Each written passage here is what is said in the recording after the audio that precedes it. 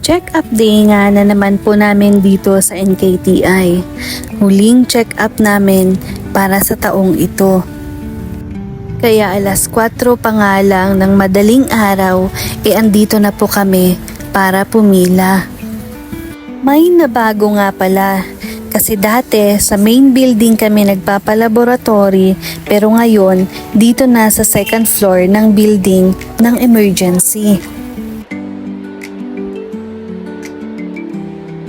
6:30 nga ng umaga nung natapos siyang kuhanan ng dugo at makapagsettle ng mga bayarin.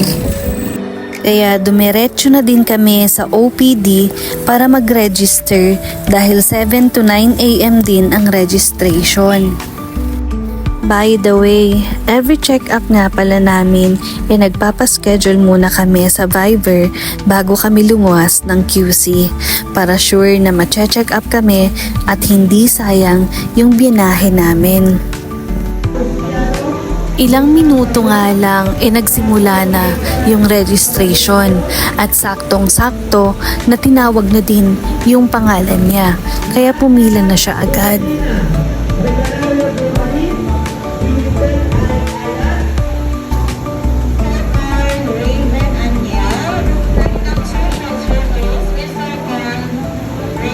At pagkatapos nga naming mag-register, bumili na kami ng pagkain at dumiretso sa parking lot para kumain dahil 8:30 na din po ng umaga.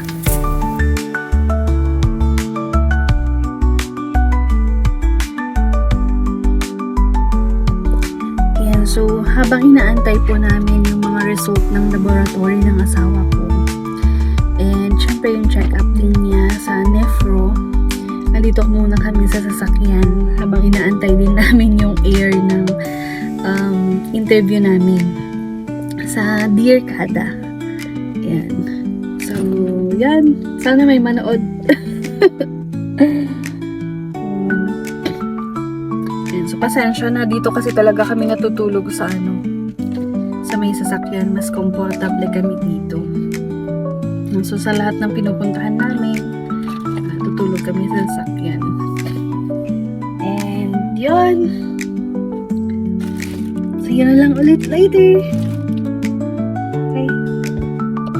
Pagkalipas nga ng ilang sandali, pumunta na kami sa main building para kunin yung resulta ng lab test niya. Mas pinadali nga dahil hindi mo na kailangan pang pumila sa loob dahil meron ng machine dito sa labas. I-check mo lang kung available na yung resulta tapos i-print mo na. Every time nga na kinukuha namin yung resulta ng lab test niya, taimtim kaming nagdarasal na sana okay lahat ng resulta, na sana normal ulit lahat. Hindi kasi talaga namin maiwasang kabahan dahil syempre ayaw na naming mabalik sa ganong sitwasyon ulit. Habang nag-aantay nga ng check-up ng asawa ko, saktong air naman ng interview namin sa Dear Kada.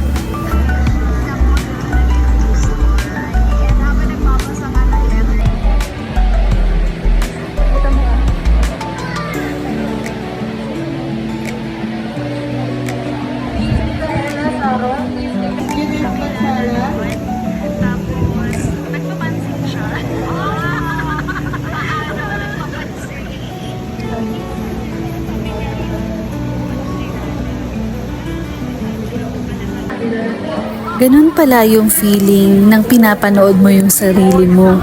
Nakakakaba din pala.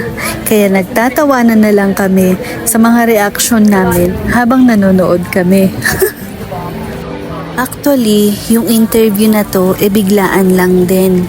Noong una kasi ayaw talaga ng asawa ko dahil nahihiya siya. Ewan ko ba, bumaba talaga yung self-esteem niya nung nagdialysis siya noon.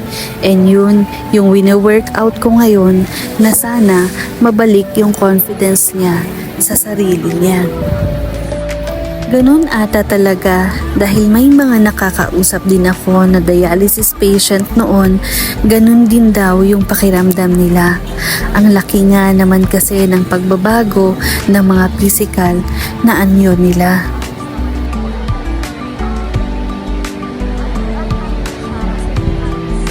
Saktong-sakto nga na pagkatapos naming manood ng Dear Kada, bigla naman tinawag yung number niya. Kaya pumasok na kami sa loob para magpa-check up. At pagkatapos, dumiretso na din kami sa pharmacy para kumuha ng pang-2 buwan na gamutan niya dahil every 2 months pa rin yung check-up niya. At pagkatapos nga namin na kumuha ng mga gamot, at pabiyahe na din po kami ng Batangas. Dahil nga meron tayong na-receive na gift voucher mula po sa Dear Kada at Forest Crest.